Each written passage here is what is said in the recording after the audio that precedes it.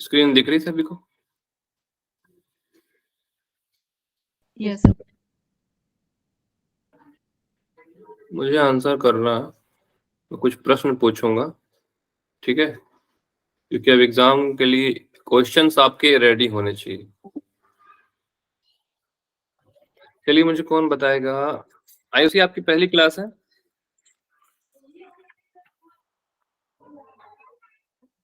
Hello. Yes sir, actually मेरा accident हो गया था, तो हम अभी अरे कुछ दिन से नहीं कर पाए थे। अरे, चलो आप ठीक हो जाओ। हाँ चलो, सर। गौरी जी बताएंगी। जी सर।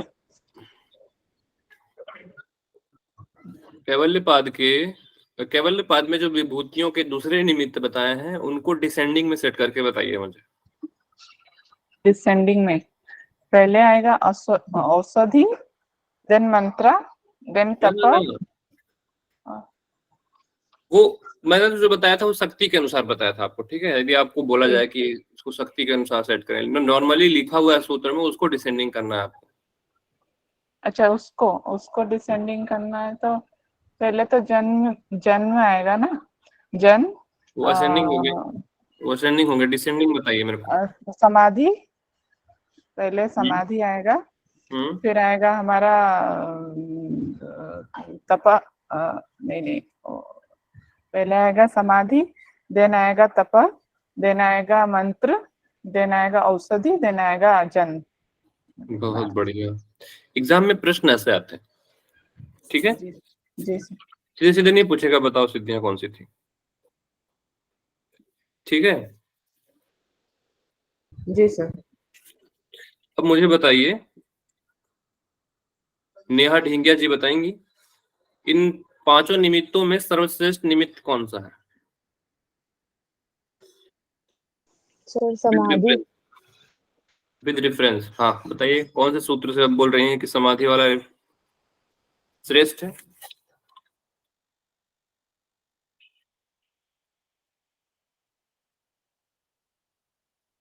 सर सूत्र तो मुझे ध्यान नहीं है, लेकिन जैसे आपने पढ़ाया था तो उसमें समाधि मुझे समझ में आया। सूत्र भूल गई सर मैं।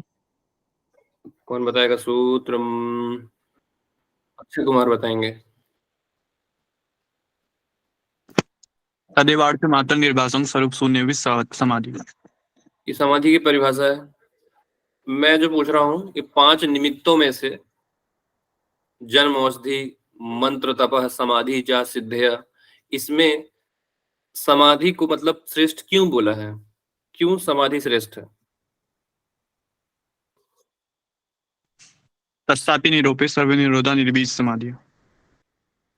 नहीं जी नहीं, कौन बताएगा? मनीषा जी। सर हाँ सर। सर तत्र ध्यान जमनाशयम, जो समाधि के द्वारा जो चित्त निर्माण होता है सर, उसमें कोई कर्म संस्कार शेष नहीं रहते, और बाकी ये चारों में कर्म संस्कार शेष होते हैं।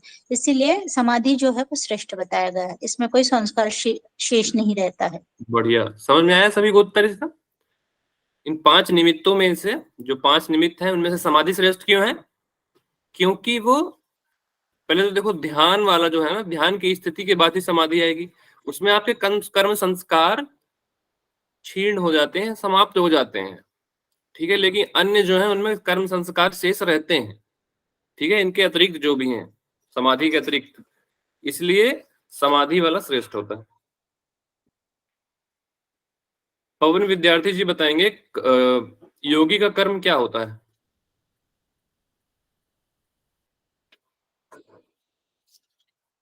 शुक्ल आकृष्ण कर्म सर। फिर से बोलना एक बार। शुक्ल कर्म, शुक्ल आकृष्ण कर्म। ठीक है। अब मुझे बताएंगे,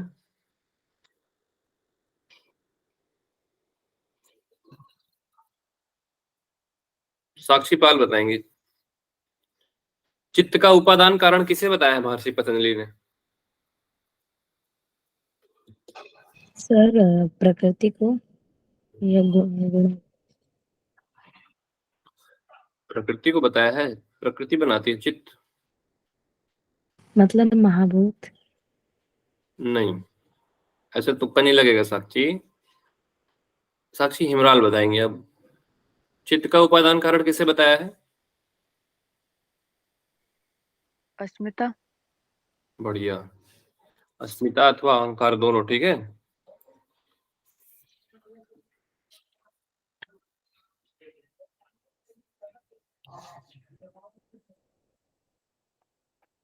उपर्युक्त 5 निमित्त जो दिए गए हैं, जन्म, अवधि, मंत्र, तप, समाधि, इससे साधक के शरीर, इंद्रिय और चित्त में एक परिवर्तन आता है, परिणाम उत्पन्न होता है। उस परिणाम को क्या बोलते हैं? रंजिता झा बताएंगी। रंजिता जी बताएंगी इसको।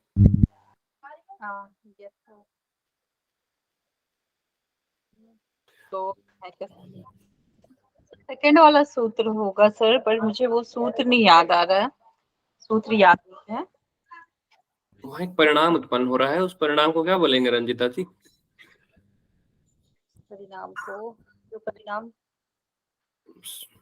रहा है वो निमित्त कारण। जात्यंतर परिणाम बोलेंगे, ठीक है। ओके सर, जाति अंतर। Okay sir. जात्यंतर परिणाम। Yes sir. अब मुझे इस प्रश्न का उत्तर कौन देगा? अभी बारी आती है मृदुला जी की। मृदुला जी बताएंगी, आप बाकी सभी लोग टाइप करेंगे। निर्माण चित्त में नाना प्रकार के चित्तों को नियुक्त कौन करता है?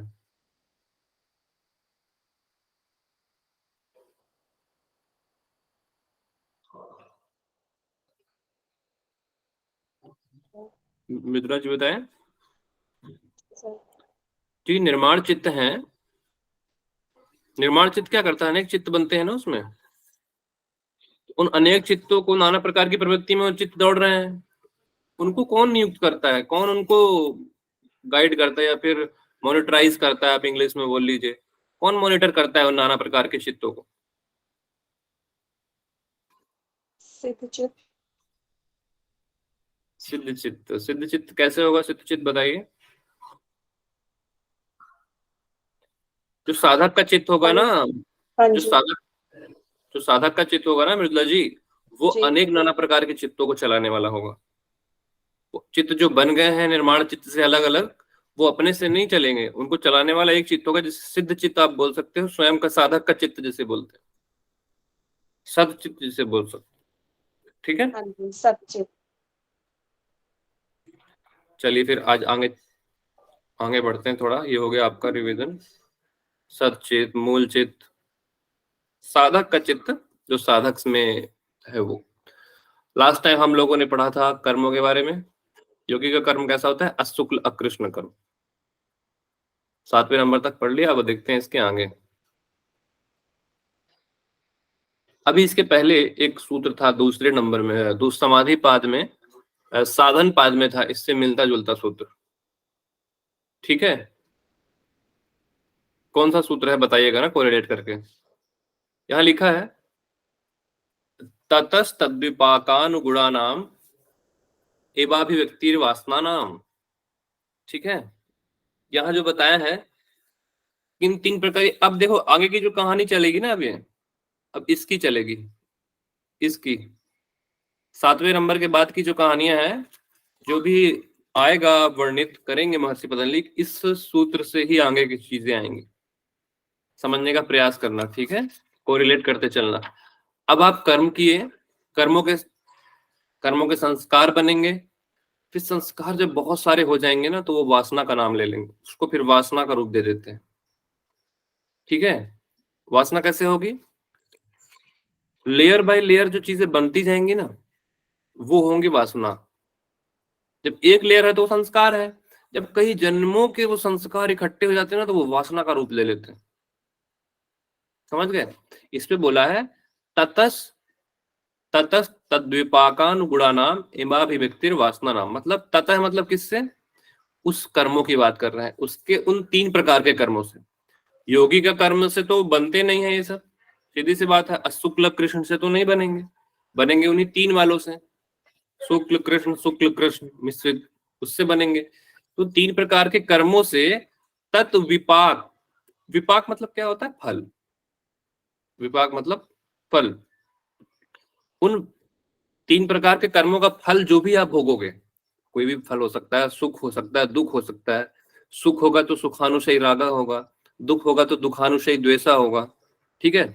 सुख होगा तो राग उत्पन्न हुआ आपका, राग उत्पन्न होगा तो आप उस चीज के लिए और आगे बढ़ोगे, तो ये चीज मुझे अच्छी लग रही है, मैं और इससे चाहता हूँ, रसगुल्ला अच्छा लगा मुझे और खाना है, ऐसे ही समझिए। जैसे लेयर बाय लेयर वो चीजें बनती जाएंगी ना राग से, वो वासना का रूप ले लेंगी। जस्ट अपोजिट, यदि द्वेष की बात करें, किसी चीज से आपको हानि हो रही है, मतलब मन के अनुकूल नहीं है, वो भी आपके संस्कार बनाएंगे स्मृति रूप में, वो भी आगे बताया जाएगा आपको। मतलब जो भी चीजें आएंगी, राग हो या द्वेष हो, वो संस्कार निर्मित करेंगे। वो अच्छे भी हो सकते हैं, तो अच्छे हुए तो राग, बुरे हुए तो द्वेष। आप दोनों में ही एक से लिप्त होते हो, एक से भागते हो, मतलब करना दोनों में बचा होता है। अब इस पे देखिए क्या बता रहे हैं, उन 3 प्रकार के कर्मों से उनके फल भोग के अनुसार ही वासनाओं की उत्पत्ति होती है, अभिव्यक्ति होती है। क्लियर है? कैसे बन रही वासनाएं? लेयर बाय लेयर, योग साधना के द्वारा जिनका चित्त शुद्ध नहीं हुआ है उनकी कहानी होती है ये। उन साधारण मनुष्यों की जिनके कर्म संस्कार रूप से अंतःकरण में ही, कहाँ जा रहे हैं ये जो संस्कार है, कहाँ जाते हैं? आपके अंतःकरण में। अंतःकरण क्या होता है महर्षि पतंजलि जी के अनुसार? बताइए। मन बुद्धि अहंकार चित्त। मन बुद्धि अहंकार चित्त। महर्षि पतंजलि जी ने अंतःकरण में मन बुद्धि चित्त अहंकार को ही अंतःकरण चतुष्टय के रूप में बताया है। तो इसी में ही आपके संस्कार जमते जाते हैं आपके चित्त में, ठीक है। किसमें जम रहे हैं? चित्त में।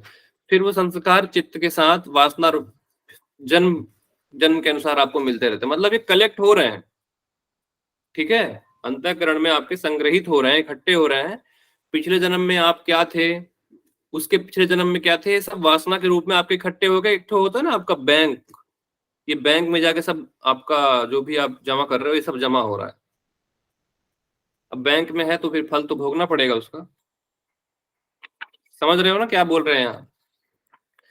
उन कर्मों से जो कर्म जिस समय फल भोग कराने के लिए तैयार होता है, उस समय उस कर्म का जैसा फल होने वाला है वैसी ही वासना उत्पन्न होती है। समझ में आ गया ना? अभी आप यदि कुछ राग कर रहे हो तो वैसी ही वासना आपके अंतःकरण में जाकर संग्रहित होगी।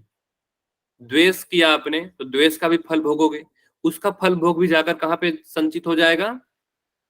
चित्त अंतःकरण में वासना के रूप में जाकर ये जम जाएगा आपके, ठीक है। उसी को वासना कहते हैं। वासना संस्कार क्या है ये समझ में आ गया ना अंतर? मतलब ये वासना, ये जो वासना होती है कैसी बताइए यहाँ? वासना को आगे बताया जाएगा कि वासना अनादि है, अनादि कहते हैं वासना। और जो चीज अनादि है तो क्या उसका अंत होगा?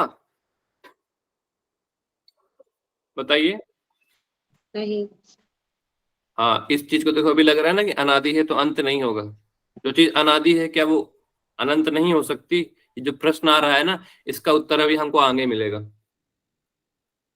अभी वासना सभी को क्लियर है कि वासना क्या होगी? लेयर बाय लेयर जो भी आप भोग रहे हो वो जाके अंतःकरण में जम रहा है, आपके इकट्ठा हो रहा है, वही आपकी वासना का रूप लेता है। अब इस सूत्र में, 9वें सूत्र में आपसे कह रहे हैं, अब जब कर्म संस्कार तो अनेकों जन्मों के अनंत होते हैं, ठीक है। इस जन्म में मान लो आप मनुष्य रूप में हो, पिछले जन्म में आप घोड़ा का रूप ले लो, बैल का रूप ले लो, या बिल्ली का रूप ले लो। बिल्ली के रूप में रहे होगे मान लो पिछले जन्म में, तो हो सकता है आप किसी और देश में रहे होगे। देश क्या हो सकता है आपका?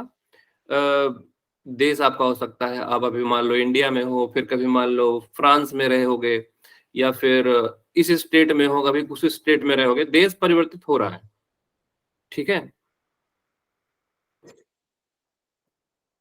इस मान लो इस जन्म में इस रूप में हो आप, पिछले जन्म में कहाँ पैदा हुए थे कुछ मालूम है क्या? क्योंकि आत्मा तो नित्य है, आत्मा नहीं आत्मा जो है वो नित्य रहती है, निर्विकारित रहती है, लेकिन केवल वो रूप धारण कर रही है, ठीक है। उसी आत्मा की बात कर रहे हैं। आत्मा किस समय किस देश में थी, अभी किस देश में है, वो जन्मों के अनंत होने के बाद बताए, वो कर्म संस्कार अनंत होंगे, ठीक है। यहाँ देश समझ में आ गया ना क्या है? ये कर्म संस्कार कैसे आ जाते हैं उसको बता रहे हैं। देश काल जन्म जन्मांतर का अंतर तो पड़ जाता है, समझ गए? इस स्थिति में वर्तमान जन्म के अनुरूप फल भोग की वासनाएं कैसे उत्पन्न होती?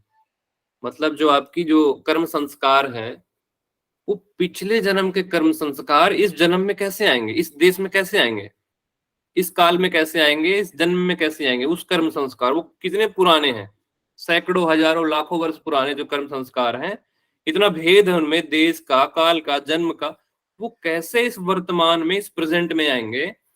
इसका प्रश्न का उत्तर अगले इस सूत्र में दे रहे हैं। कैसे आएंगे? अब देखिए, यहाँ पे आपका उत्तर मिलेगा दो चीजों से, स्मृति संस्कार योग। किससे? स्मृति संस्कार योग। क्या बोलते हैं पतंजलि जिसमें? जाति देश काल विविधता नाम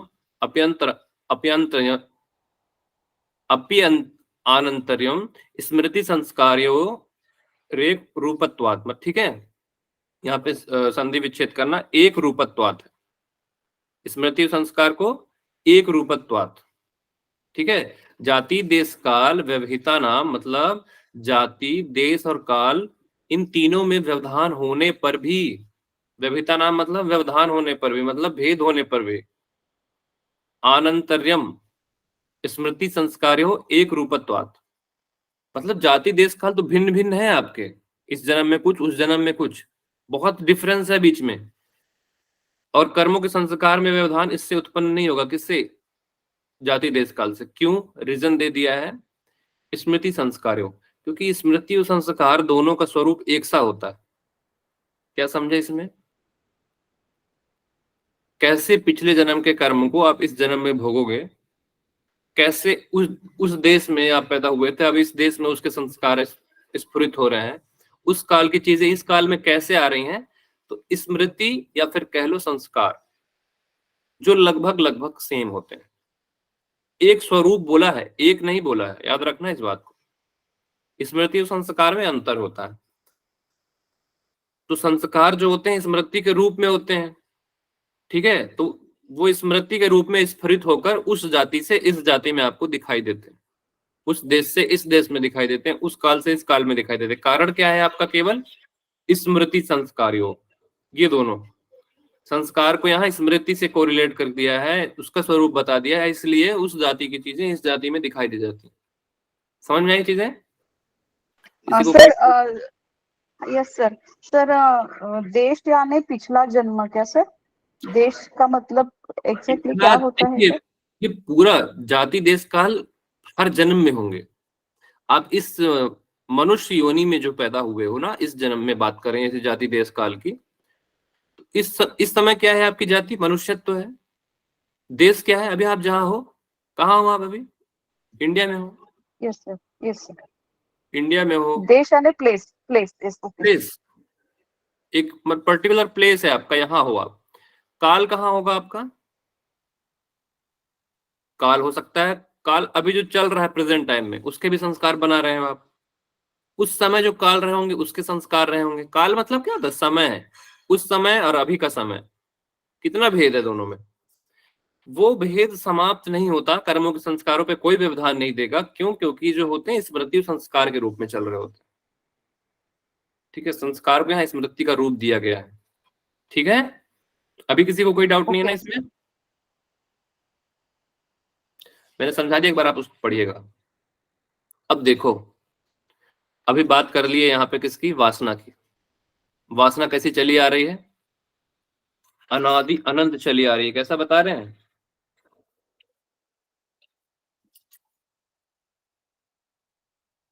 यहां तक शंका होती है कि जब वासनाओं के अनुसार ही जन्म होता है और कर्मों के अनुसार ही वासना होती है, तब सबसे पहले जन्म देने वाली वासना कहां से आई, इस पर कहते हैं। आपके दादाजी का नाम, आपके दादाजी के दादाजी का नाम, वो ही हमें नहीं मालूम। बात समझ रहे हो? आपको आपके दादाजी का नाम मालूम होगा। पवन, आपको मालूम है ना? पवन विद्यार्थी, और कोई बता दो जो जी सर पता है। आपको आपके दादाजी का नाम मालूम है गौरी जी, ठीक है। आपको आपके दादाजी के दादाजी का नाम मालूम है क्या? नहीं मालूम। तो मतलब हमको अपनी पीढ़ी के बारे में ही नहीं मालूम। समान व्यक्ति के बारे में नहीं मालूम, हम शरीर की बात कर रहे हैं। यहाँ तो बात आत्मा की चल रही, समझ रहे हो बात क्या है यहाँ पे? यहाँ तासाम अनादित्वम की जो बात हो रही है, वो जो आपकी जो वासना है उसकी अनादिता यहाँ सिद्ध कैसे हो रही है वो समझना। वो वासना कैसे संस्कार के रूप में चल रही है, स्मृति संस्कार योग, है ना। जब आपको आपके दादाजी का स्थूल स्वरूप ही नहीं मालूम, उनका नाम, उनका गुण, मतलब दादाजी के दादाजी, उनके दादाजी के उनके दादाजी का रूप नहीं मालूम, शरीर का केवल मैं बात कर रहा हूँ, जो आप अपनी इंद्रियों से, अपने चक्षु से देख के, अपने ज्ञान के द्वारा उसको चीज को जान सकते हो, लेकिन हम नहीं जान पाए क्योंकि वो भी अनादि है कहीं ना कहीं। अनादिता के दो स्वरूप होते हैं, एक अनादिता होती है, एक स्वरूपवत होती है, एक प्रवाहवत होती है, समझ रहे हो? एक स्वरूपवत होगी, एक प्रवाहवत होगी अनादिता। अब यहाँ पे जो वासना की जो स्वरूपता बताई है ना, वो आपको प्रवाहवत दिखाई देगी। यहाँ प्रवाहवत होती है, मतलब जो आपका वासना है उसको अनादि बोला है। अब जो चीज अनादि होती है तो जरूरी नहीं है कि उसका अंत ना हो। जो अनादि है जरूरी नहीं है कि वो अनंत ही हो। यहाँ पे उसी चीज को समझा रहे हैं।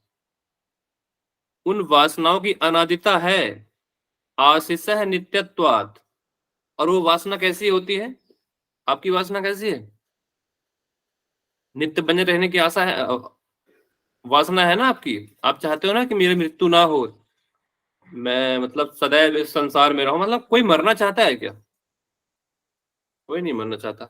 इस जन्म में भी नहीं चाहते हो और पिछले जन्म में भी नहीं चाहते थे आप, ठीक है। हर जन्म में हमको एक जीने की इच्छा, मतलब प्राणी रूप में बने रहने की इच्छा नित्य रहती है। इसी को समझा रहे हैं यहाँ पे। ये कब से चल रही है? अनादिकाल से। हर काल में आप यही करते आए हो, जो इस काल में कर रहे हो, इस देश में कर रहे हो, इस जाति में कर रहे हो।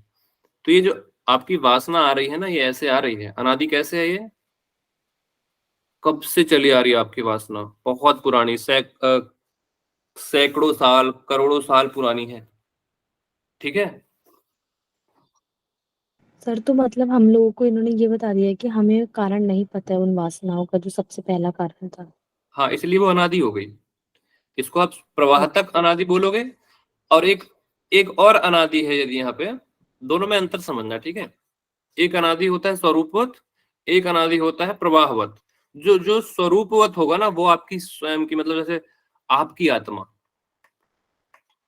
वो आदि भी है, अनंत भी है, उसका अंत नहीं है। क्या बोलते हैं? न हन्यते हनुमाने शरीर। याद है ना वो श्लोक याद है ना आपको? हाँ सर, अजोनैव शाश्वत पुराणो न हन्यते अजो नित्य हन्यमाने। शाश्वत एवं पुराणो न हन्यते हनुमाने शरीरे।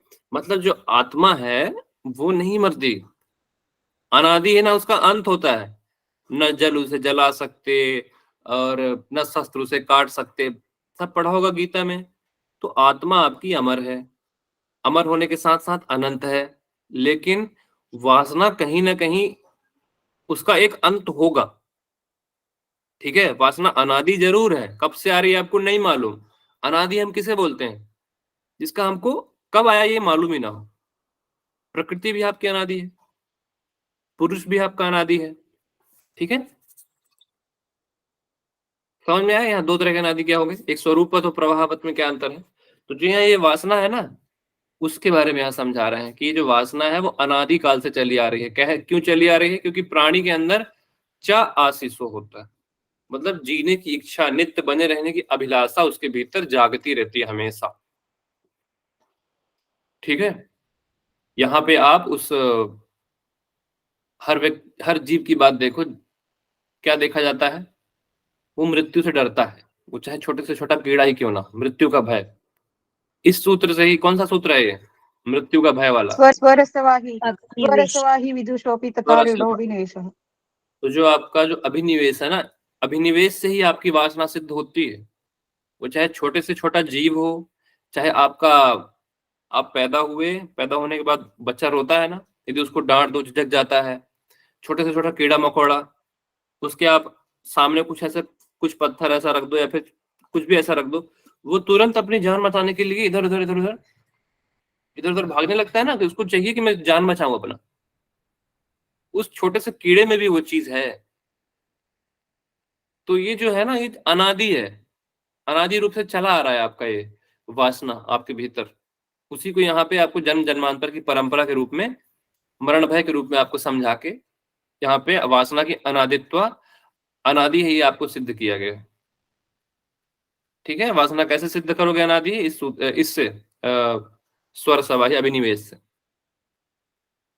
ठीक है, आया समझ? Yes sir. जिसको भी ना समझ में आया हो पूछ लो, क्योंकि अभी आपको बहुत पढ़ना है, फिर मैं पूछूंगा, डोंट वरी। ठीक है, अब देखो ये वासना है, यहाँ पे सूत्र आ रहा होगा आपके मन में, यदि ये वासनाएं अनादि हैं तो इनका अभाव भी नहीं होता होगा, फिर पुरुष की सुक्ति कैसे होगी, मतलब कैवल्य कैसे मिलेगा? मैंने आपको जो समझाया ना, इसका उत्तर यही मिल गया। आप मतलब इस संबंध से पहले ही मैंने आपको इसका उत्तर दे दिया। बताओ कैसे होगी पुरुष की सुक्ति? कर्मों के संस्कार से ही चल रहे हैं, अभी 7वें नंबर का सूत्र ही चल रहा है सब। कर्म किए, कर्म के संस्कार बने, संस्कार जमते गए, वासना बन गए, फिर वासना अनादि हो गई, फिर अनादि हो गई तो भाई अब अंत कैसे होगा उसका? अंत नहीं होगा तो हमें कैवल्य कैसे मिलेगा? सिंपल सा प्रश्न है, तो सामान्य साधक के जीवन में भी आएगा, उसी चीज को आ रहा है। यहाँ पे आया ना एक प्रश्न, क्यों आया है ऐसे?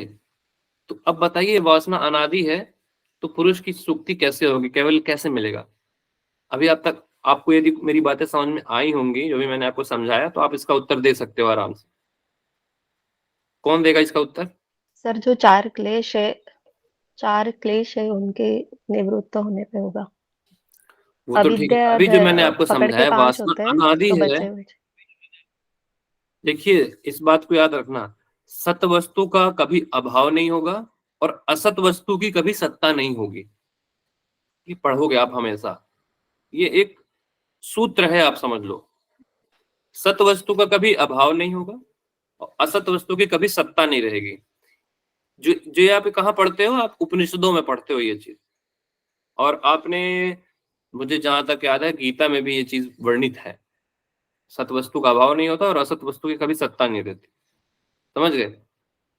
तो वासना यदि अनादि है तो उसका अभाव कैसे करोगे?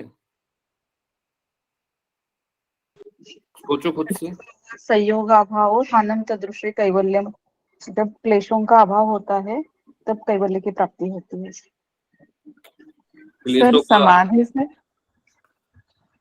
सर समाधि से क्योंकि जो हमारा होता है क्या वासना, तो सर संस्कार के कलेक्शन से होता है, तो संस्कार को हम डिस्ट्रॉय कर सकते हैं कैसे? समाधि मतलब ध्यान से, समाधि से, तो उसी से ही हमारा वासना भी खत्म हो सकता है।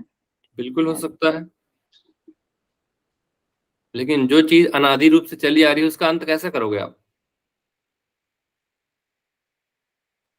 सर बौद्ध के इससे लगे तो तृष्णा से। देखो मैं समझा रहा, अभी जो मुझे समझाया तो था ना, क्लेश ही लग रहा है।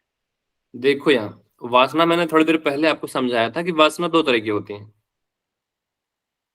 ठीक है, वासना यदि अनादि है तो अनादि दो तरीके से रहेंगे, पहला प्रवाहवत और एक स्वरूपवत। हर अनादि वस्तु जरूरी नहीं कि अनंत हो। ठीक है, तो यहाँ जो ये वासना है उसका अंत है, अंत है ना। वो पहला रूप क्या रहा होगा, उसका एक अंत है ना। समझ रहे हो बात क्या समझाई जा रही है? नहीं आया समझ? वासना का जहां से स्टार्ट हुई, आपको स्टार्टिंग पॉइंट नहीं मालूम ना, लेकिन आपको एंडिंग पॉइंट वासना की मालूम है। आप कर सकते हो वासना को समाप्त, आपके भीतर है क्षमता की। आप जो भी बता रहे हैं, समाधि के द्वारा अपने संस्कारों को छीण करके हम वासना समाप्त कर सकते हैं, बिल्कुल सत्य है ये बात। लेकिन आपको वासना का स्टार्टिंग पॉइंट नहीं मालूम, इसलिए वो अनादि है। लेकिन आपके पास उसका एंडिंग पॉइंट अभी नहीं है, लेकिन आप कर सकते हो। इसलिए वासना जो अनादि है वो जरूरी नहीं कि अनंत हो। ठीक है, लेकिन यदि पुरुष की बात करते हैं, पुरुष तो अनादि है लेकिन अनंत भी है। ये यहीं पे सूत्र जमता है, वो जो चीज बता रहा हूं मैं। ठीक है, अब पूछ रहे हैं कि वासना अनादि है, तो उसको खत्म कैसे करें, समाप्त कैसे करें, हमेशा के लिए इससे मुक्ति कैसे मिले, उसके बारे में बता रहे हैं। जितनी भी वासनाएं हैं, आपने पढ़ा होगा, वासनाओं का संग्रह कहाँ होगा, हेतु फलाश्रयालंबनैः संग्रही तत्वाद ऐसाम भावे तद्भावा। ठीक है, संग्रही तत्वाद ऐसाम में अभावे तद्भावा। अब इसमें क्या समझ में आ रहा है आपको, जितनी भी वासनाएं आपके भीतर हैं वो कहाँ संग्रहित होती हैं, किस रूप में होती हैं, कारण क्या होता है, फल किस रूप में मिलती है उन वासनाओं की। ये शायद एग्जाम में भी आपसे मैंने क्विज में भी पूछा था, याद होगा आप सभी को, वासना के बारे में। इसका वासना कहाँ रहती है, उसका कारण क्या है, और उसका आलंबन कौन कराता है। यदि आपको ये पता चल जाए तो आप उसको समाप्त कर दोगे। जैसे कि उसामा बिन लादेन वहां रहता था, उसको मारने का कारण क्या था, सब पता चला, जाके अमेरिका की आर्मी ने जाकर उसे मार दिया। आपको पता चल गया ना कि उसका घर कहाँ है, घर ही पता नहीं चलता उसामा बिन लादेन का, तो कैसे मारते। अब आपको वासना का घर मालूम चल जाए, जो यहाँ पे अनादि बताई जा रही है, वासना का घर कहाँ है, आप उसको जाके वहीं मार दो। आई बात समझ, उसी को समझा रहे हैं। मारने से तात्पर्य यहाँ छीण करने से, समाप्त करने से, मुक्ति पाने से। अब जो वासना है वो रहती कहाँ है, उसका घर, उसका फल, उसका आश्रय, उसका आलम्बन आपको बता रहे हैं। ठीक है, सर आश्रय और आलम्बन में क्या मतलब डिफरेंस है? बता रहे हैं। देखो, अब बात आती है हेतु की, फल की, आश्रय की और आलम्बन की। ये क्या होंगे, वासनाओं का हेतु क्या होगा बताओ, खुद से सोचो। अविद्या। अविद्या। वासनाओं का हेतु एक ही होगा, अविद्या। मैंने आपको एक बार बताया था, अविद्या होने से कर्म संस्कार बनते हैं, क्योंकि अविद्या के कारण ही तो आदमी कर्म करता है ना। अविद्या क्या है, जितने भी सकाम पुरुष वाले व्यक्ति हैं सब अविद्या से युक्त होते हैं, इसलिए तो वो सकाम कर्म करते जाते हैं, उसकी संस्कार बनते जाते हैं, वो अविद्या है। ठीक है ना, अविद्या जानते हो ना सभी, अनात्म में आत्म की, सभी को याद होगा, अनित्य में नित्य की दृष्टि रखते हैं, वही अविद्या है। अविद्या की परिभाषा बताइए कोई सूत्र के अनुसार। अनित्य शुचि दुःखनात्मसु नित्य शुचि सुखात्म ख्यातिर्विद्या। हाँ, तो अनित्य में नित्य को देख रहे हो, ये अविद्या है। अविद्या के कारण ही ये, इसका अविद्या को ही हेतु बताया है, इस वासना को। ये वासना कहाँ से आती है, उस अविद्या से आती है। हेतु क्या हो गया आपका, अविद्या। अब फल किस रूप में मिलता है आपको, साधन पाठ का सूत्र बताइए मुझे। सती मूले तद्विपाको जात्यायुर्भोग। सती मूल है, सती मूल का तात्पर्य क्या था वहां पे, जाति आयुर्भोग। सती मूल का तात्पर्य क्या था वहां पे, सती मूले मतलब क्या, मूल सर, क्लेशों का मूल, उस अविद्या का मूल। उस अविद्या के मूल के विद्यमान रहने के कारण ही क्या होता है, जाति आयु और भोगा। जब तक वो अविद्या मूल रूप में विद्यमान रहेगी, जाति आयु और भोग के रूप में आप इस संसार का भोग करते रहोगे, कभी मुक्ति नहीं मिलेगी। समझाया था ना वहां पे, तो बस उसी चीज को यहाँ दोबारा आपको समझाया जा रहा है। अब आपको पता चल गया कि हेतु क्या है आपकी उस वासना की, अविद्या है। फल किस रूप में मिलेगा, पुनर्जन्म होगा, आयु मिलेगी, फिर एक भोग मिलेगा। कर्म संस्कारों से ही बताया था मैंने, आयु, पुनर्जन्म, फिर भोग, हर कर्मों के अनुसार मिलता है। ये आ रहा है ना समझ, ये पहले बहुत चर्चा की है जन्म, आयु और भोग पे। अब उस वासना का आश्रय क्या होगा, आश्रय मतलब घर, कहाँ रहेंगी वो, वासनाओं जहाँ रुकती है सर, चित्त में। चित्त में। वासनाएं कहाँ रहेंगी आपकी, आश्रय क्या है उसका, घर कहाँ है, चित्त में। चित्त में वासना रहेंगी, ठीक है। अब आखिरी आता है आलंबन। अब वो वासनाएं जो हैं वो आलंबन किसका करेंगी, चित्त में तो रहती हैं, फिर चित्त के साथ मिलकर आलंबन किसका करेंगी, वो इंद्रियों के जानने में आने वाले जितने भी विषय हैं, सूक्ष्म विषय हो, स्थूल विषय हो, हर विषय का वो आलम्बन करेंगे। जैसे कि आपका शब्द हो गया, स्पर्श हो गया, रूप हो गया, रस हो गया, गंध हो गया, जितने भी विषय हैं इंद्रियों के, वो सारे इसके आलम्बन में आएंगे। ठीक है, यहाँ लिखा भी होगा सारा का सारा, शायद यहाँ नहीं लिखा, जो मैं बोला हूँ वो लिख देना, नोट्स बनाते जाया करो। आलम्बन का मतलब क्या है सर? आलम्बन मतलब देखना, भोग करना, उसको, जो चीज आपको भोग करना है उसको देखना, वो आलम्बन आपके वासना से ही आएगा। आप पिछले जन्म में अच्छा कर्म किए थे साक्षी, इसलिए इस जन्म में आप श्री कृष्ण जी से जुड़े हो, संस्कार अच्छे थे आपके, इसलिए इस जन्म में भी किसका आलम्बन कर रहे हो आप? आपकी इंद्रियां किसका आलम्बन करा रही हैं? अच्छी चीजों का, सात्विक चीजों का। श्री कृष्ण जी से जुड़ने का आप जो आपके भीतर एक संस्कार है ना, वो पिछले जन्म से है, इस जन्म से नहीं होगा। कहीं ना कहीं पिछले जन्म से वो चीजें चली आ रही, उसी चीज को यहाँ समझा रहे हैं। ठीक है, ओके सर। आलम्बन क्या हुआ? इंद्रिय विषय। और आपका आश्रय क्या हो गया? चित्त। लेकिन यहाँ पे मैं बात करूं निर्मल चित्त की, वो किसका आलम्बन करेगी? बताइए, खुद से सोचा पुरुष करके। का, आत्मा का सर, ईश्वर का। यदि आश्रय सत्वगुणों का सर। यदि आश्रय उसका आपका चित्त है, यदि वो निर्मल हो जाए तो किसका आलम्बन करेगी? आत्मा का, पुरुष का, स्वरूप का। केवल तथा दृष्टु स्वरूप अवस्थानम की, वो केवल इस चीज का आलम्बन करेगा। हर वो चीज जो उसे उसी चीज का आलम्बन करवाएगी जो उसे उस परम तत्व तक, उस पुरुष तत्व तक प्राप्त करने के लिए सहायक हो, सहयोगी हो। है समझ? यदि वो चित्त निर्मल है तो। और निर्मल कैसे होगा? कौन बताएगा मुझे? चित्त निर्मल कैसे करोगे आप? गौरी जी बताओ। वासनाओं का क्षय करके। जी सर। कैसे बताओगे? चित्त निर्मल कैसे करोगे? जो हमारा संस्कार है और मतलब माय गॉड, कि अविद्या को अब कहाँ जा रहे हो गौरी? चित्त निर्मल करने का क्या उपाय होता है? महर्षि पतंजलि ने पहले ही कह रखा है आपको, मैत्री करना मुझे तो अपेक्षाणाम सुख दुख पुण्य पुण्य। याद है कि नहीं याद है ये सब? चित्त निर्मल कैसे करे, सब पूरा समाधि पाद में वर्णित है। यदि चित्त का आश्रय, यदि चित्त है वासनाओं का, वो निर्मल हो जाए तो वो किसका आलम्बन करेगा? केवल पुरुष तत्व का। तो अब उसका निर्मल कैसे बनाए? निर्मल करने के लिए आपको पहली सब चीजें बताई हुई हैं। आप लोग जो बोल रहे हो वो हो सकता है सच हो, लेकिन सीधा ऑथेंटिक में आया करो। ऑथेंटिक समझ रहे हो ना? Perfect answer. हाँ, यहाँ से ये निर्मल बोल दिया। निर्मल तो हमको पहले ही बता रखा है महर्षि पतंजलि ने, निर्मल कैसे करेंगे। चलो निर्मल यहाँ से कर लेते हैं, फिर ये चित्त आलम्बन ही नहीं करेंगे इन विषयों का,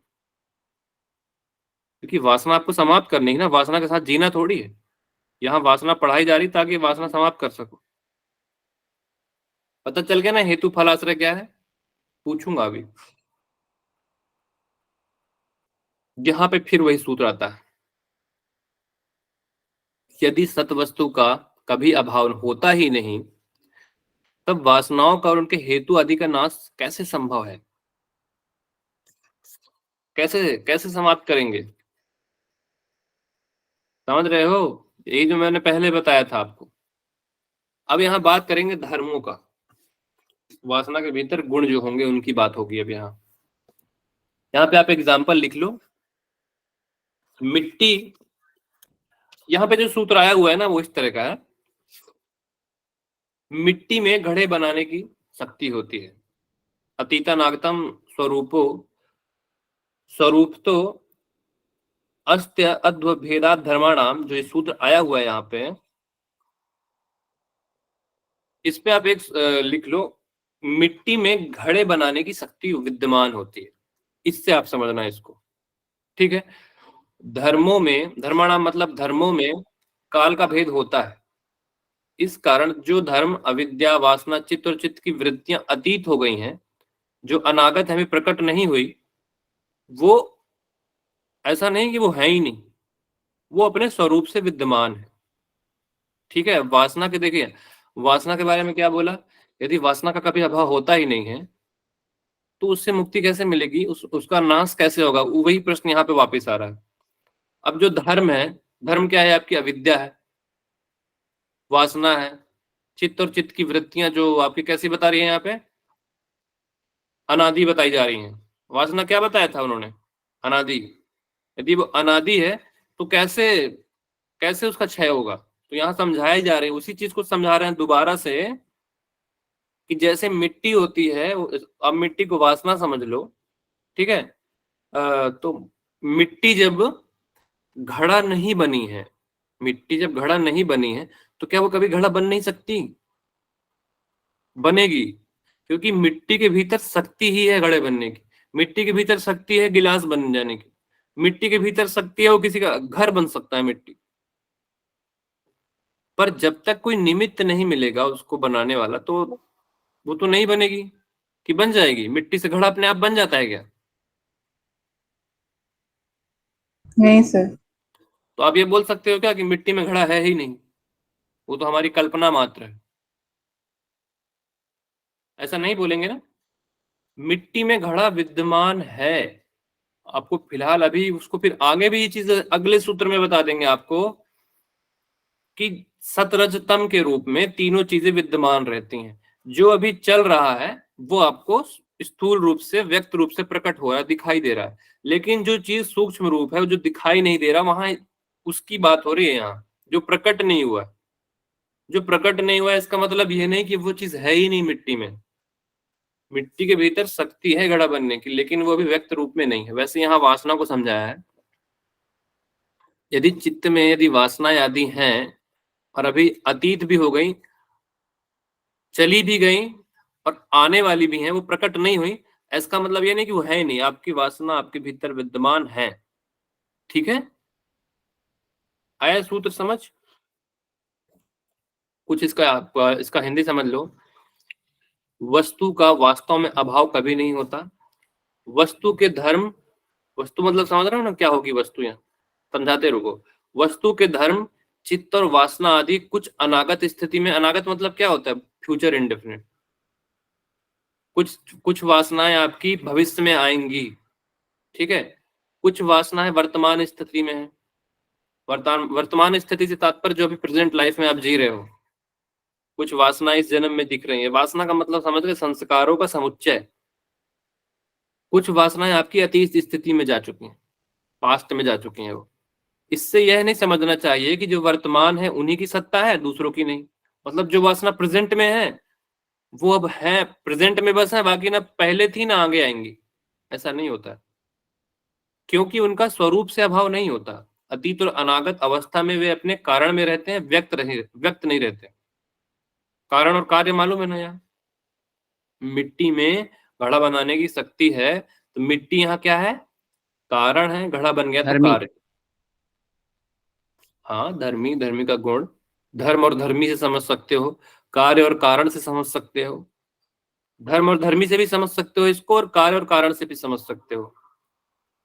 मिट्टी में घड़ा बनाने की शक्ति है, ठीक है, लेकिन जब तक मिट्टी घड़ा नहीं बना है वो किस रूप में है, अव्यक्त रूप में है। लेकिन जैसे ही मिट्टी से घड़ा बन गया तो वह व्यक्त रूप में है। तो इसका मतलब ये नहीं कि वो है ही नहीं, लेकिन ये समाप्त कैसे होगा, जब योगी उन वासनावादी को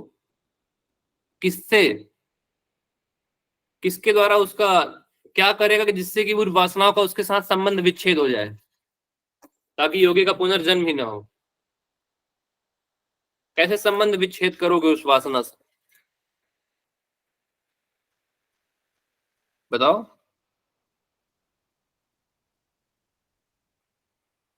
एक शब्द में उत्तर देना, कैसे उन वासनाओं का संबंध विच्छेद करोगे कि आपका वापस से पुनर्जन्म ना हो? अविद्या का नाश। अविद्या का नाश कैसे करोगे? सर निर्वेद समाधि। निर्वीत समाधि कैसे प्राप्त करोगे? पता है ना, हेतु फल आश्रय आलंबन। हाँ, सर अभी ठीक जा रहे थे। निर्वीत समाधि कैसे हटाओगे, मतलब निर्वीत समाधि कैसे प्राप्त करोगे? सर योग के अनुष्ठान से। सर योग का अनुष्ठान करने से क्या मिलेगा आपको? विवेक ख्याति होगी। विवेक हाँ, ख्याति कहना विवेक ख्याति। इसका सही उत्तर है विवेक ख्याति। यदि साधक को उन वासना आदि का अपने आप से संबंध विच्छेद स्थापित करना है, मतलब हमारा संबंध रहे ही ना उस वासना से, तो आपको क्या प्राप्त करना पड़ेगा? विवेक ख्याति। आगे उत्तर समझ कैसे आ रहा है ये चीज, कोरिलेट करके पढ़ते यस जाओ। सर। हर चीज अपने आप में यहाँ जुड़ी हुई है आपस में, बहुत ज्यादा जटिल बना के मत पढ़ो इसको, क्या लिखा है क्या नहीं लिखा है। सीधी सी बात है, जो अभी आए नहीं है, जो चले गए हैं, इसका मतलब ये नहीं कि वो खत्म है, उसमें है ही नहीं। काल का भेद होने के कारण ही वो उस धर्मी में दिखाई नहीं दे रहे, लेकिन है, विद्यमान है। केवल एक शब्द में आपको यहाँ यही समझाया जा रहा है। और उसी अब उस धर्मी धर्म को आप वासना से, अविद्या से, चित्त की वृत्तियों से कोरिलेट करके आप यहाँ पे समझ लो। ठीक है, घड़े का एग्जाम्पल मैंने दे दिया, थोड़ा सा खुद की बुद्धि इस्तेमाल करो, खुद एक बार पढ़ के देखो इसको। ठीक है, अब देखो यहाँ धर्मी क्या था, वहां पे धर्मी क्या था? मिट्टी। मिट्टी था। अब यहाँ मिट्टी के धर्म बता रहे हैं। मिट्टी के धर्म, मान लो मिट्टी यदि घड़ा बन गई है, तो उसका वास्तविक धर्म क्या होगा? मिट्टी होगा। और क्या होगा? धर्मी यदि किसी रूप का धर्म ले रहा है तो अंत में आके तो धर्मी ही बनेगा ना। कारण यदि किसी कार्य के रूप में परिणत हो गया, परिवर्तित हो गया है, यदि कोई कारण जो है, कारण तो मिट्टी होती है ना, यदि कारण मिट्टी बन चुका है, मतलब मिट्टी यदि घड़ा बन चुका है, तो जब घड़ा समय के साथ जब क्षीण हो जाएगा तो वापस से मिट्टी बन जाएगा। ये क्यों हो रहा है? घड़ा, घड़े से फिर वापस से बना मिट्टी, मिट्टी से बना घड़ा, फिर वापस उस घड़े से वापस मिट्टी बन गई। ये क्यों हो रहा है बताओ? गुणों के कारण। कारण क्या है? गुण, सत, रज और तम के कारण। ठीक है, अब यहाँ घड़े में ही मत सिमटे रह जाना, उस वासना के साथ कोरिलेट करके चलते रहना, यदि डीप समझना हो तो। ये गुण के कारण ही हम कर्म कर रहे हैं।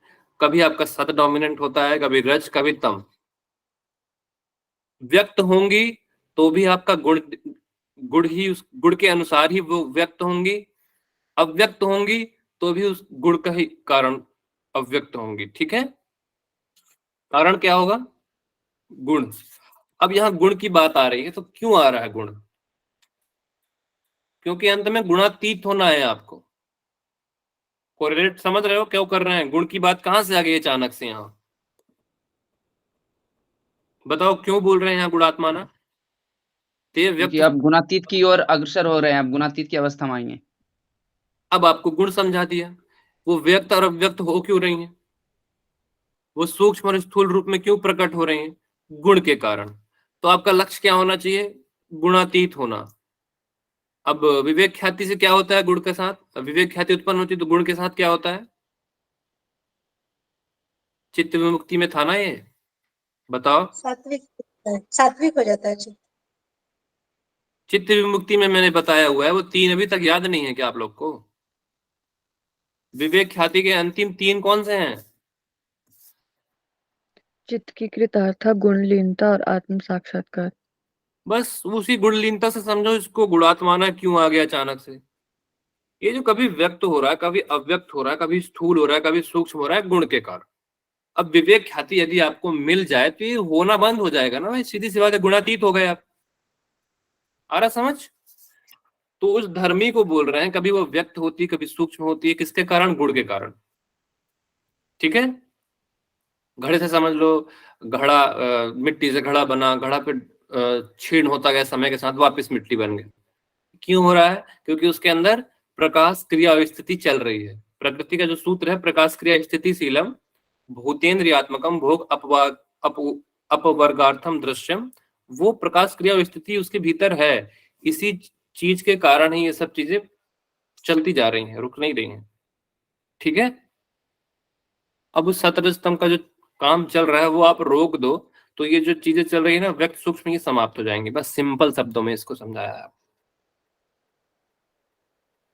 आ गया कि नहीं आया? क्यों पढ़ रहे हैं ते व्यक्त सूक्ष्म गुणात्माना? बताइए। अब मैं पूछता हूं प्रश्न।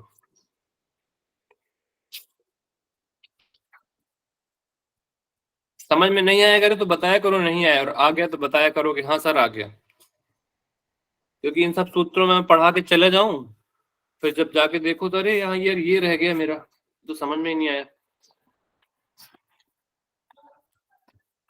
जो भी बोला हूँ उसको वापस से थोड़ा सा रिकॉल किया करो। आया समझ? जी सर। साक्षी बोली क्या समझ में आ गया? रुको जी बेटा सर। तुमको बताता हूँ, मैं भी पूछता हूँ ना प्रश्न।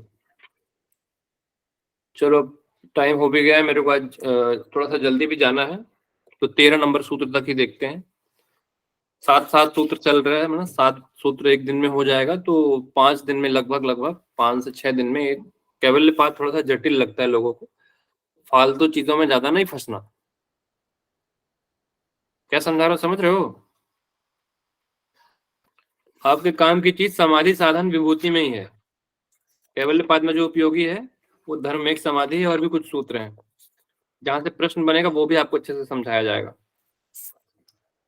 अब भागना मत कभी कैवल्य पाठ से, पढ़ना उसको। चलो बताओ मेरे को, उत्तर दो अब।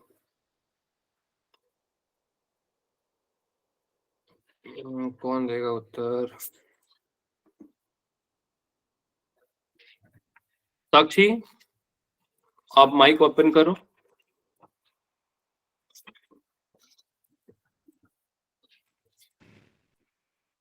Yes sir.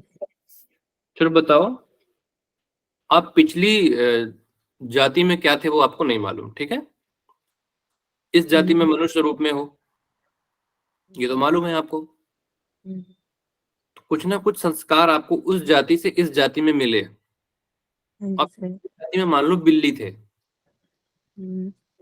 मान लो बिल्ली थे आप, तो फिर मान लो इस जन्म में आप मनुष्य हो सकता है अगले जन्म में आप वापस बिल्ली बनो, हो सकता है वो करोड़ों साल पहले आप बिल्ली रहो, इस जन्म के बाद आपका बिल्ली रूप में जन्म होता है, माना चलो ठीक है, माना बिल्ली रूप में वापस जन्म हो रहा है आपका। तो जो कभी किसी काल में आप बिल्ली बने होगे ना, उस काल की बिल्ली बनी जाति आपको भविष्य में होने वाली बिल्ली वाली जाति में कैसे आ जाएंगे? कितना भेद है काल का, कितना भेद है जाति का, कैसे आ जाती है वो चीजें? सर स्मृतियों के कारण और संस्कार की वजह से। बहुत बढ़िया, इसका यही उत्तर है। अब मुझे बताएंगे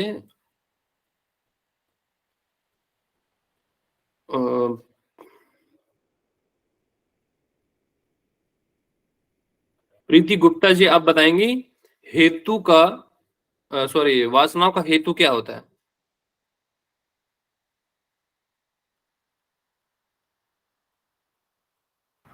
जी सर। वासनाओं का हेतु सर इंद्रियों के संपर्क में जो विषय आते हैं।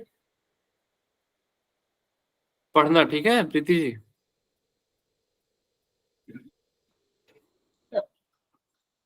चलो अब कौन बताएगा, मुझे बताएंगे, रंजीता जी बताएंगे उस वासनाओं का हेतु क्या है। रंजीता जी,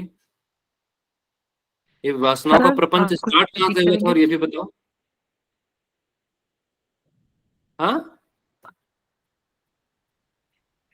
सॉरी सर, आपकी वॉइस मुझे क्लियर नहीं आ रही है, और शायद मेरे साइड से नेटवर्क प्रॉब्लम है या पता नहीं। मैं बोल रहा हूँ, वापस बोल रहा हूँ, मैं पूछ रहा हूँ उन वासनाओं का हेतु क्या है रंजीता जी? ये होगा जन्म, आयु और भोग। वो हेतु है, हेतु मतलब कारण है रंजीता जी। कारण क्या है वो वासना का? अविद्या। ये उत्तर है, ठीक है। ये वासना आ कहां से रही है? अविद्या के कारण। और अविद्या के कारण आप कर क्या रहे हो सात्विक? जी सर। अविद्या होने के कारण आदमी क्या करता है?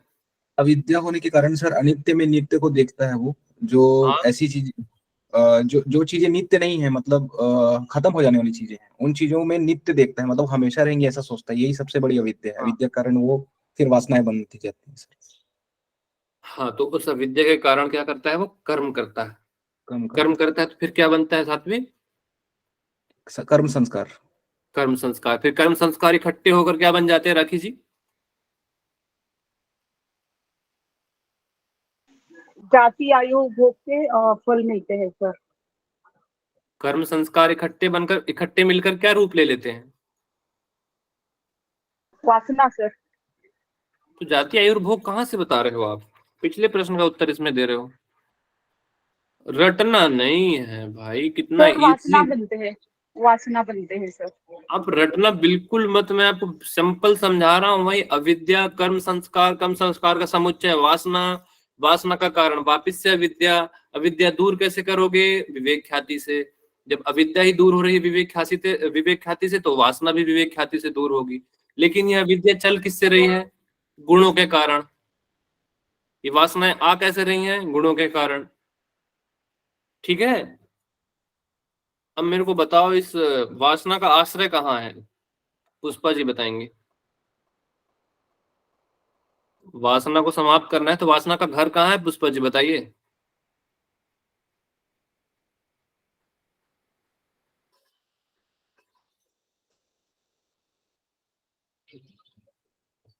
साक्षी जी बताइए आप।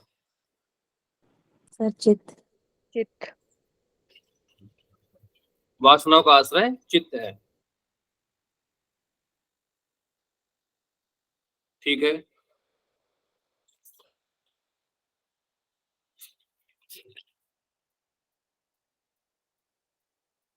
वासनाओं का विपाक किस रूप में मिलता है?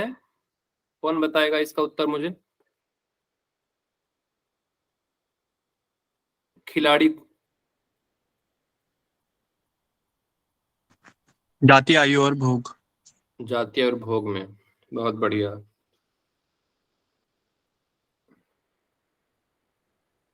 ठीक है, मैंने दो चीजें बताई थी कृष्णवी जी, याद होगा आपको। वासनाएं अनादि हैं, अनादि है ना, लिखा भी है।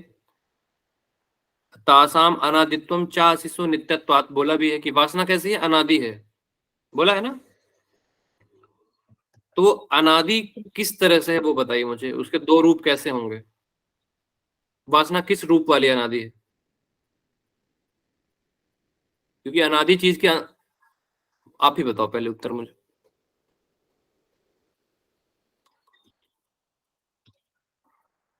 जो चीज मैं आपकी बुद्धि में डालना चाहता हूँ ना, अपलोड करना चाहता हूँ, वो पहुंची या नहीं मैं नहीं जानता। वापस से आप इसको पढ़ना। जो अपलोड करना चाह रहा हूँ आपके ब्रेन में, मैं वो हुआ या नहीं मैं वो देख रहा हूँ। बताइए, वो वासना यदि अनादि है तो किस प्रकार की अनादि है? नहीं आया ना समझ?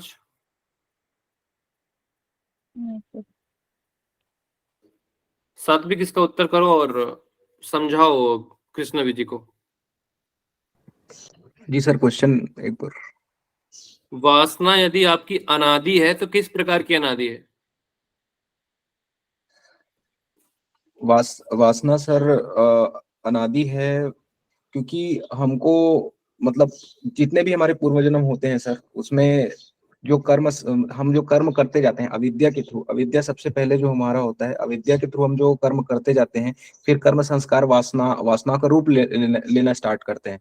तो इस तरीके से वासनाओं का एक ऐसा क्रम बन जाता है, एकदम बहुत लंबा क्रम बन जाता है, जो अनादि हो जाता है। तो बस। ठीक है, एप्रोप्रिएट आंसर नहीं है ये तो बात पहले ही पूछ चुका हूँ। प्रियंका पांडे जी बताएंगे इसका उत्तर। वासना यदि अनादि है तो किस प्रकार की अनादि है, इसका उत्तर चाहिए मुझे। पता नहीं लिखते हो कि नहीं लिखते हो, कुछ बोलता हूँ तो। प्रियंका पांडे जी बताइए, वासना यदि अनादि है तो किस प्रकार की अनादि है? सर उसमें अभिनिवेश की जो भावना नहीं नहीं, है। हो गया, कोई बात नहीं है प्रियंका जी, कोई बताएगा उत्तर तो सुनिएगा। चलिए साक्षी जी बताइए। सर इसमें आप दो प्रकार की बताई थी, स्वरूपवत और प्रवाहवत, जो बहुत वासना के बढ़िया। हाँ, ये कौन सी वाली वासना है? अनादि के दो प्रकार होते हैं, एक स्वरूपवत और प्रवाहवत। तो ये वासना कौन सी वाली है? सर प्रभावत है। प्रवाहवत है, बहुत बढ़िया। मतलब आपका मनुष्य शरीर भी, आपका मनुष्य शरीर बताओ अनादि है या नहीं? अनादि नहीं है सर। मैं बोलूं अनादि है तो? आत्मा अनादि है, शरीर का अनादि है। वही देखो, फंस गए ना उसी में, सर मतलब फंस जो गए ना हमारा शरीर मनीषा जी, आपने सूक्ष्म रूप से समझा नहीं आपने उस चीज को। मैंने क्यों बोला स्थूल रूप और एक स्वरूपवत अनादि और एक प्रवाहवत अनादि, मैंने क्यों बोला आपको, आप उस चीज को समझ नहीं पाए, वो अपलोड नहीं हुआ आपके ब्रेन में। आपका मनुष्य शरीर भी अनादि है लेकिन अनंत नहीं है। आपका मनुष्य शरीर किससे बना है मनीषा जी? पंचतत्व से, वो अनादि है। पंचतत्व में है ना, पंचतत्व दिखाई दे रहा है क्या अभी आपको? नहीं सर, सूक्ष्म रूप है। सूक्ष्म रूप है ना, ते व्यक्त सूक्ष्म गुणात्मान है जो बोला है वहां पे, उसको समझना। अभी आपका सूक्ष्म रूप दिखाई दे रहा है, नहीं दिखाई दे रहा ना, तो आप अपने शरीर को बोल रहे हो कि आपका शरीर अनादि नहीं है। तो जो आपका पंच तत्व आपके भीतर है जो दिख नहीं रहा, शरीर नष्ट होने के बाद पंच तत्व कहाँ जाएगा? अपने अपने जगह चले जाएंगे फिर से। वापिस लीन हो जाएगा उसमें। तो आपका शरीर अनादि हुआ ना, हाँ सर, बराबर है। वापिस से फिर दूसरा जन्म मिलेगा, वही पंच तत्व वापिस आके मिल जाएंगे। तो जी मतलब ये सर। शरीर जो है ना, ये अनादि रूप में चल रहा है। आत्मा शरीर आपका अनादि है लेकिन अंत है। यहाँ वही चीज समझाई जा रही है और कुछ नहीं है पतंजलि के कैवल्यपाद में। अब बताओ आत्मा के बारे में क्या है? आत्मा अनादि है? अनादि अनंत है। अनादि भी है अनंत भी है। केवल दो चीज समझ में दिमाग में डाल लो आप लोग, जो चीज अनादि है जरूरी नहीं कि अनंत हो, लेकिन आत्मा जो है वो अनादि भी है अनंत भी है। ठीक है। कर्मों के संस्कार कैसे हैं? अनादि है। और नष्ट होते हैं ना सर, वो अनंत नहीं रहेंगे। अनादि है। तो कौन सा वाला अनादि हुआ? वो प्रवाहवत अनादि हुआ। ये चीज मैं आपके ब्रेन में अपलोड करना चाह रहा था, वो शायद मुझे लगता है हो गया। अब मुझे बताओ वासनाएं जो है क्या साक्षी? स्वरूपवत अनादि में क्या होगा? स्वरूपवत अनादि कभी परिवर्तित नहीं होती, वो स्वरूप से ही अनादि और अनंत है। आपकी आत्मा जो है ना, आपकी अजो नित्य शाश्वतो एवं पुराणो, आपकी आत्मा जो है वो स्वरूपवत अनादि है। वो अनादि भी है और अनंत भी है। वो स्वरूपवत अनादि होता है। एक प्रवाहवत अनादि होता है, केवल अनादि होता है, अनंत नहीं होता। ओके गया सर। अपलोड? अपलोड हुआ? जी सर। पता नहीं इसके पहले आप लोग ऐसे पढ़े हो कि नहीं, मैं नहीं जानता। अब देखो आते हैं वासना के आलम्बन में। रंजिता जी बताइए, वासनाओं का आलम्बन क्या होता है? सर चित्त होगा। रंजिता जी आप बिल्कुल हैंग हो गए मुझे लग रहा है। रुको एक मिनट यस रुको, सर। नहीं दूसरे को मौका देंगे। पहला उत्तर आपका गलत। इंद्रियों के विषय वस्तु सर। पहला उत्तर तो आपने गलत दे दिया। अब मुझे कौन बताएगा? राखी शिंदे बताएंगी, उसका पूरा उत्तर करेंगी। वासनाओं का विषय क्या यस होगा? सर।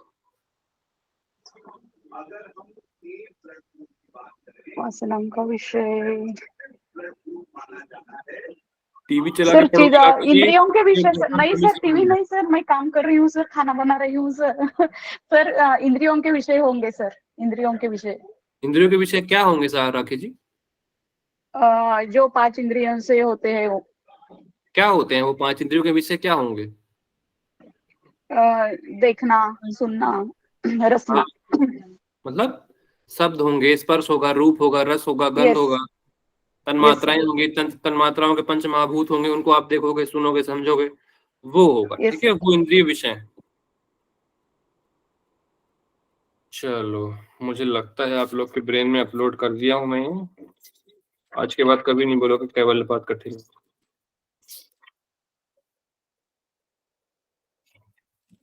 अगला सूत्र है 14 नंबर, कल पढ़ेंगे। 7 7 7 पढ़ते जाएंगे। 7 5 7 5 35 होता है, लेकिन आज मैंने 6 बताया। मुश्किल से 5 दिन में आपका कैवल्य समाप्त हो जाएगा। समझ में आया सभी को? जी फीडबैक सर। लिखो, फीडबैक लिखो धन्यवाद फटाफट। Sir. Thank you sir. Hariom. क्या Sakshi? Thank you sir. Hariom. Welcome साक्षी।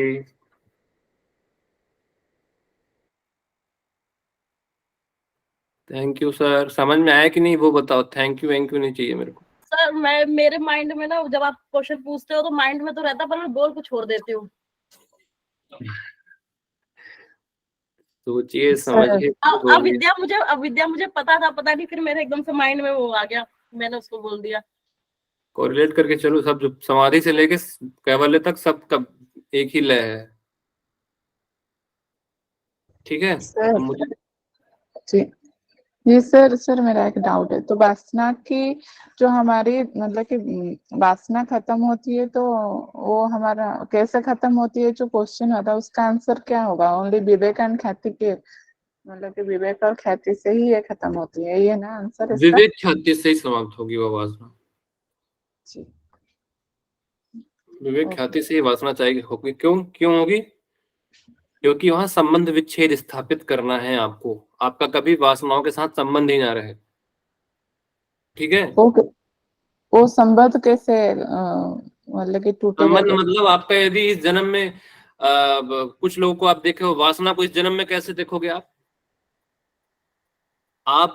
आपकी वासना जो है आपके भीतर धर्म ग्रंथों को पढ़ने की, गीता पढ़ने की, उपनिषद पढ़ने की, योग दर्शन पढ़ने की वासना आपके भीतर चली आ रही है।